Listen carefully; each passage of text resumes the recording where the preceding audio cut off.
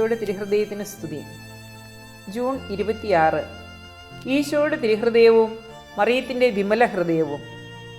ഈശോയുടെ അമ്മയായ പരിശുദ്ധ കന്യകാമറിയത്തിൻ്റെ പരിശുദ്ധവും പാപരഹിതവുമായ ഹൃദയത്തെയാണ് വിമല ഹൃദയം എന്നതുകൊണ്ട് ഉദ്ദേശിക്കുക. ദൈവത്തോടുള്ള പരിപൂർണമായ സ്നേഹത്തിൻ്റെയും അനുസരണത്തിൻ്റെയും ഒപ്പം മനുഷ്യരോടുള്ള മാതൃസ്നേഹത്തിൻ്റെയും പ്രതീകമാണ് വിമല ഹൃദയം. ദൈവത്തെക്കൊണ്ട് നിറഞ്ഞ ഹൃദയമാണ് മറിയത്തിൻ്റേത്. തൻ്റെ ഉദരത്തിൽ വസിച്ച അവതരിച്ച വചനവുമായി അവൾ നിരന്തര സമ്പർക്കത്തിലായിരുന്നു. ഈ രണ്ട് ഹൃദയങ്ങളും 9 മാസം ഒരേ ശരീരത്തിൽ തന്നെയായിരുന്നു. രണ്ട് ഹൃദയങ്ങളിലും ഒരേ രക്തമൊഴുകി. മറിയത്തിൻ്റെ വിമല ഹൃദയത്തെ സംബന്ധിച്ച് വിശുദ്ധ ഗ്രന്ഥത്തിൽ പ്രകടമായ പരാമർശമില്ല. മറിയത്തിൻ്റെ വിമല ഹൃദയത്തോടുള്ള ഭക്തി പ്രചരിപ്പിച്ചത് വിശുദ്ധ ജോൺ യൂദസ് ആണ്. അദ്ദേഹത്തിൻ്റെ അഭിപ്രായത്തിൽ മറിയത്തിൻ്റെ ഹൃദയം ഈശോയുടെ ഹൃദയത്തെ ഉൾക്കൊണ്ടിരിക്കുന്നു, അഥവാ ഈശോയുടെ തിരുഹൃദയത്തെ മറിയത്തിൻ്റെ വിമല ഹൃദയത്തിൽ കാണുന്നു. രണ്ട് ഹൃദയങ്ങളെ സൂചിപ്പിക്കാൻ അദ്ദേഹം സാധാരണയായി ഈശോയുടെയും മറിയത്തിൻ്റെയും ഹൃദയം എന്ന ശൈലി ഉപയോഗിച്ചിരുന്നു.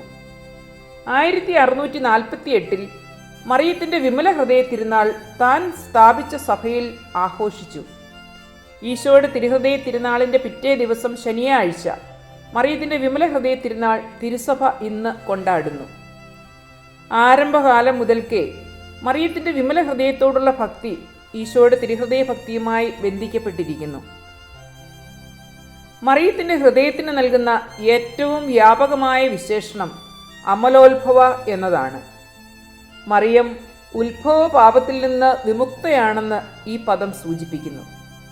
വിശുദ്ധ കാതറൈൻ ലബോറ വഴി മാതാവ് നൽകിയ അത്ഭുത മെഡൽ വിമല ഹൃദയത്തോടുള്ള ഭക്തി പ്രോത്സാഹിപ്പിച്ചു. മറിയത്തിൻ്റെ വിമല ഹൃദയത്തിന് സമർപ്പിക്കപ്പെട്ട 100-ലധികം സമൂഹങ്ങൾ ഇന്നുണ്ട്. 1854 ഡിസംബർ 8 അവർണ്ണനീയ ദൈവം എന്ന തിരുവെഴുത്തു വഴി മാതാവിൻ്റെ അമലോത്ഭവം വിശ്വാസ സത്യമായി പ്രഖ്യാപിച്ചു. 1942 12 പിയൂസ് പാപ്പ ലോകത്തെ മറിയത്തിൻ്റെ അമലോത്ഭവ ഹൃദയത്തിന് പ്രതിഷ്ഠിച്ചു. മാർപ്പാപ്പായുടെ ഈ പ്രഖ്യാപനത്തെ ഉറപ്പിച്ചുകൊണ്ട് 1858 മാർച്ച് 25 ലൂർദിൽ ദൈവമാതാവ് വിശുദ്ധ ബെർണർദീത്തായ്ക്ക് പ്രത്യക്ഷപ്പെട്ട് പറഞ്ഞു, ഞാൻ അമലോത്ഭവയാണ്. ലോകത്തിൻ്റെ ഇരുട്ടിൽ നമുക്കൊരു ഉജ്ജ്വല ദീപമായി മറിയത്തിൻ്റെ വിമല ഹൃദയം ജ്വലിക്കുന്നു. അവൾ നമ്മെ ഈശോയുടെ അടുത്തേക്ക് നയിക്കുന്നു. അമ്മയുടെ ഹൃദയത്തിൽ നമുക്ക് ആശ്വാസവും പ്രതീക്ഷയുമുണ്ട്. അവൾ ഒരിക്കലും നമ്മെ ഉപേക്ഷിക്കുകയില്ല. അതിരുകളില്ലാത്ത സ്നേഹത്തിൻ്റെ ആലയമാണ് മറിയത്തിൻ്റെ വിമല ഹൃദയം. വചനമായ ഈശോയെ തൻ്റെ ഉദരത്തിലും ഹൃദയത്തിലും സംവഹിച്ച് ആരാധിച്ച ദിവ്യ സക്രാരിയാണ് മറിയം. മറിയത്തിൻ്റെ വിമല ഹൃദയത്തോട് സദൃശ്യമാകുന്ന നമ്മുടെ ജീവിതത്തിലെ ഒരു മനോഹര നിമിഷമാണ് ദിവ്യകാരുണ്യ സ്വീകരണവേള. ഈശോ നമ്മുടെ ആത്മാവിൽ വന്നു വസിക്കുന്ന അവർണ്ണനീയമായ ആ നിമിഷത്തിൽ പൂർണ്ണമായ ഫലമെടുക്കാൻ മറിയത്തിൻ്റെ വിമല ഹൃദയം നമുക്ക് ആവശ്യമാണ്. നസ്രസിൽ താമസിച്ച 30 സംവത്സരം ആ ഹൃദയത്തിൻ്റെ മുഴുവൻ ചിന്തയും ശ്രദ്ധയും ഈശോയിലായിരുന്നു. അവളുടെ ഹൃദയതന്ത്രികൾ ഈശോയുടെ ഹൃദയത്തിനൊപ്പം ചലിച്ചു. ഇരു ഹൃദയങ്ങളും ഒന്നുപോലെ സ്പന്ദിച്ചു. ഈശോ മർദ്ദിക്കപ്പെടുന്നതും നിന്ദിക്കപ്പെടുന്നതും ക്രൂശിക്കപ്പെടുന്നതും മറിയത്തിൻ്റെ ഹൃദയം പിളർക്കുന്ന കാഴ്ചയായിരുന്നു. അതെല്ലാം ഹൃദയത്തിൽ സംഗ്രഹിച്ച് മറിയം സഹരക്ഷകയായി.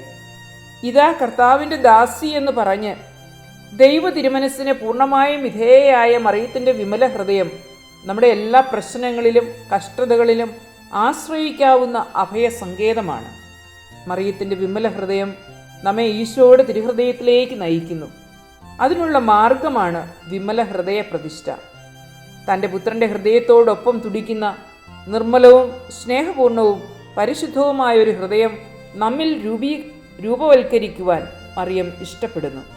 ആകയാൽ നമ്മുടെ ഹൃദയങ്ങളെ മറിയത്തിൻ്റെ മാതൃഹൃദയത്തിന് പ്രതിഷ്ഠിക്കാം. നമുക്ക് പ്രാർത്ഥിക്കാം. ഈശോയുടെ തിരുഹൃദയത്തോട് എല്ലാവിധത്തിലും യോജിച്ച പരിശുദ്ധ മറിയത്തിൻ്റെ വിമല ഹൃദയമേ, അങ്ങേ തിരുസുതൻ്റെ ഹൃദയത്തോടൊപ്പം തുടിക്കുന്ന നിർമ്മലവും സ്നേഹപൂർണവും പരിശുദ്ധവുമായ ഒരു ഹൃദയം ഞങ്ങളിൽ രൂപപ്പെടുത്തണമേ. പാപം കൂടാതെ ഉത്ഭവിച്ച പരിശുദ്ധ മറിയമേ, തമ്പുരാൻ്റെ അമ്മേ, അങ്ങയിൽ അഭയം തേടുന്ന പാപികളായ ഞങ്ങൾക്ക് വേണ്ടി അപേക്ഷിക്കണമേ. മറിയത്തിൻ്റെ വിമല ഹൃദയമേ, ഞങ്ങൾക്ക് വേണ്ടി അപേക്ഷിക്കണമേ. ആമേൻ.